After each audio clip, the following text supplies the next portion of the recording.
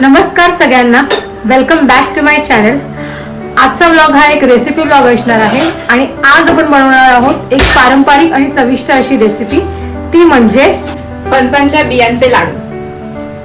फणस खाऊन झाल्यानंतर बरेच त्या ज्या बिया उरतात, काही जण त्याचं स्टीम करतात, काही जण त्याची भाजी बनवतात. तसंच आपण आज त्याचे लाडू बनवणार आहोत, चविष्ट असे लाडू, आणि झटपट तयार होणारी ती एक रेसिपी आहे. तर चला बघूया आपण त्यासाठी काय काय साहित्य लागतं. तर फणसांच्या बियांचे लाडू बनवण्यासाठी जे साहित्य लागणार आहे ते आहे गूळ, सुकं खोबरं, हे तूप आहे, वेलची पावडर आणि या फणसाच्या बिया. तर सर्वात पहिले फणसाच्या बिया टाकल्यात, त्या थोड्याशा भाजून घ्यायच्या. ऍक्च्युली या उन्हामध्ये ऑलरेडी टाकलेल्या, त्यामुळे मग त्या सुकल्यात. त्याचं फक्त वरचं कवर आहे ना, ते निघू दे, म्हणून ते भाजायचे 2 ते 3 मिनिटं भाजायचे. हे ना कवर निघालं पाहिजे आणि याची आतमधलं हे वापरायचं.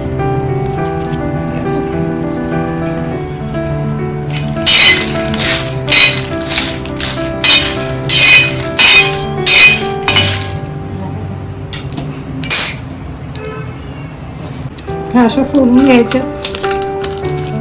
हे रात्री पण करून घेऊ शकतो, दुसऱ्या दिवशी मग डायरेक्ट है ना उन्हात टाकलं तर काय सुकतात पटकन. सो हे असे फणसाच्या बिया सोलून झालेले आहेत. तर आपण सुरुवात करूया. आता काय नाही, मिक्सरमध्ये टाकायचं.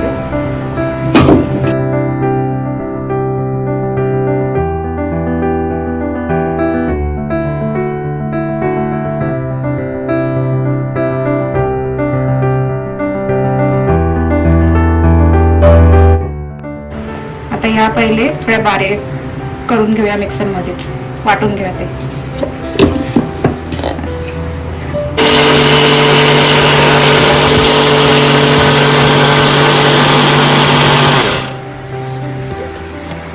अशी बारीक बारीक वाटून घ्यायचे थोडंसं. ओके, एवढं बारीक.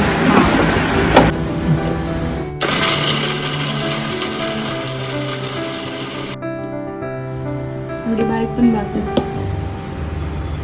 एवढं बारीक. किंवा मग पाहिजे तर अजून पण करू शकतो.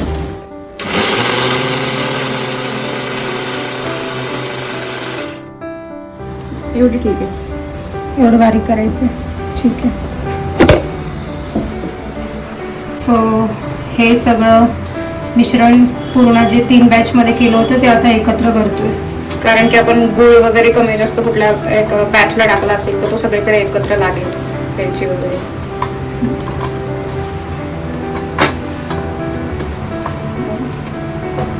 आता लाडू बनवायला सुरुवात करू शकतो.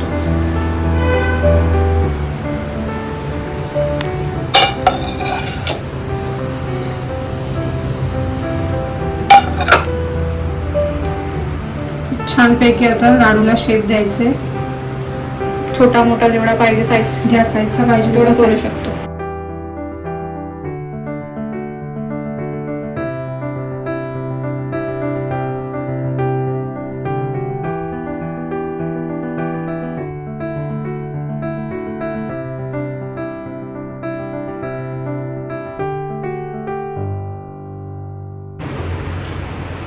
सो आता हे पूर्ण वळून घेतो आणि मग तुम्हाला दाखवते.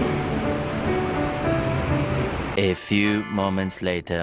सो आपले लाडू इथे तयार आहेत. छान असं झटपट झालेले आहेत. काही जास्त गॅस वगैरे सुद्धा लागला नाहीये. तुम्ही बघितलंय, उन्हामध्ये खूप छान असं बिया सुरुवातीपासूनच जर सुकवल्या तर त्या सोलायला सुद्धा इझी पडतात. आणि हे आता थोडा सेट व्हायला ठेवून द्यायचं. साधारण 1-2 तास ठेवलं तरी बस आहे, त्याच्यापेक्षा सुद्धा कमी. मी असंच टेस्ट करून बघणार आहे की कसं झालंय करून, आणि मी टेस्ट करून बघते. मी आता टेस्ट करून बघते आणि तुम्हाला सांगते कसं झालंय. मला घेते.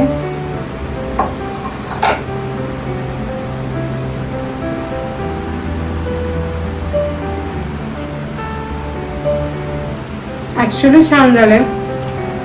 जे काय प्रमाण आहे ते तुमच्या आवडीनुसार घ्या, गोड किती कमी जास्त, पण छान झाले, गुड. तुम्ही सुद्धा ही रेसिपी नक्की करून बघा आणि कमेंटमध्ये सांगा ही रेसिपी कशी वाटली.